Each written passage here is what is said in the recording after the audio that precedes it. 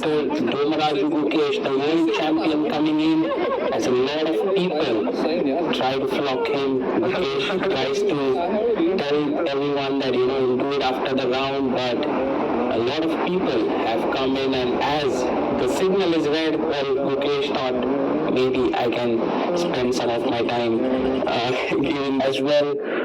But this last game is something that, if goes well for Gukesh, could be amazing, and of course Magnus would want to beat Gukesh. Calmly adjusting his pieces there. And the fight for the top spot is between Pragnananda, Wesley So, and Firuza, who are playing on the other boards. So 2 hours to both the players as Gukesh settles in and waits for Magnus Carlsen to arrive.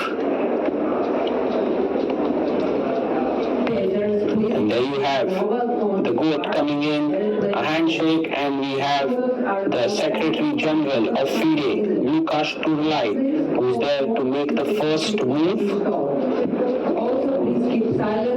Magnus looks very focused. He adjusts all his pieces. Gukesh versus Magnus encounters have always been very interesting.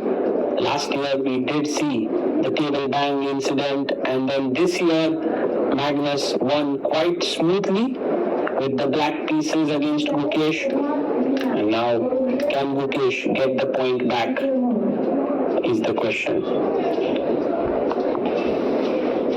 There's always a bit of nervous energy. Khan, he plays pawn to c6, fighting opening here by Gukesh.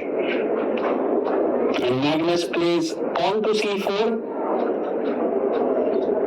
And now, this is lesser played than pawn to d4 on move 2. But Gukesh plays d5, you take, and after c takes d5, if Magnus does play d4, we reach the panel Botvinnik attack here, which is well known, but there's also c takes d5 here, he takes it.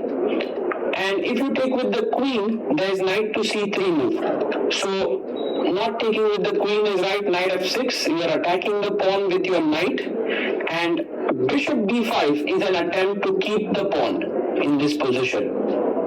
But knight c3 is effectively saying that I'm ready to give up this pawn. I'll play knight f3, d4, play with an isolated queen pawn. Gukesh takes the pawn on d5. And now, knight to f3 is a common way to continue. At some tournament, I did play with black here, knight c3, bc3 and g6, and I think that was playable, but Gukesh goes for the more solid knight c6 in the center, bishop b5 played, and once again g6, e6, both are options. Gukesh goes e6 to get his bishop out. Yes, his bishop on c8 is well, and my king will go this side and try to win material. Can Gukesh trade all the pawns on the king side? If that happens, he can get a draw.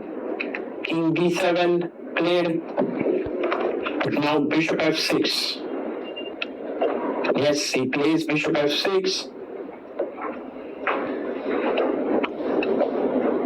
And g4, trying to trade pieces, take,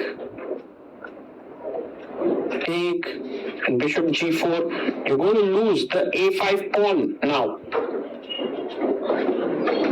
First knight f1, threatening a check to win the playing against an endgame machine. Just not putting a foot wrong here, Magnus. And now there's no way to prevent the fall of the pawn. Bishop takes f3 was important, because if gf by Gukesh, bishop d5, dominating the knight, cannot come here, here, here and here. And even though you have a pawn which is far behind, it's actually now going to rush down the board. g4, knight f1, the knight wants to come out, but g5, and Magnus even has increased his time to 32 seconds. Knight g3. Okay, if you go g6 now, maybe check, or knight h5, goes king e5, centralizing his king. And what a beautiful display of endgame by Magnus. G6, the pawn is queening, the knight has to go to h5, and now bishop f3, knight g7, king f6, and knight e8, king e7, and the pawn will queen. Gukesh resigns there. Magnus Carlsen has played an amazing endgame. Gukesh kept very good time on the clock, but somehow over the board his position deteriorated. He did see a couple of moves by Magnus. Maybe rook c1 was the move he missed.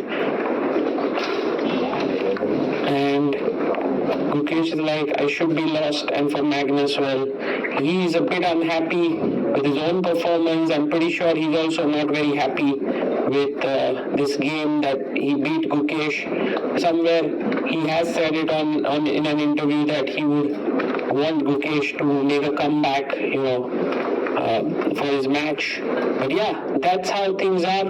And that's the end of Norway chess for Magnus. He finishes 4th in the tournament. Vincent finishes 5th and Gukesh is 6th. And we leave you with some final moments of fans getting few minutes with Magnus Carlsen.